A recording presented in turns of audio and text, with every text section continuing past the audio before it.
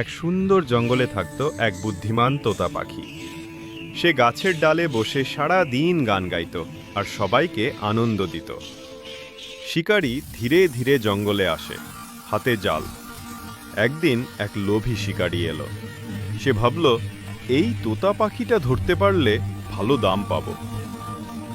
শিকারী গাছের নিচে দানার ফাঁদ পাতল, কিন্তু বুদ্ধিমান তোতা বুঝে ফেলল এটা বিপদ। তোতা জোরে চিৎকার করে অন্য পাখিদের ডাকে, সবাই সাবধান, নিচে ফাঁদ পাতা আছে। অন্য পাখিরা উড়ে গেল আর শিকারী রেগে গেল। তোতা গাছের ডালে হেসে বলে, লোভ করলে সব হারাতে হয়। শিকারী লজ্জায় মাথা নিচু করে চলে গেল, আর তোতা আনন্দে গান গাইতে লাগল। নৈতিক শিক্ষা: বুদ্ধি আর সতর্কতা জীবন বাঁচায়।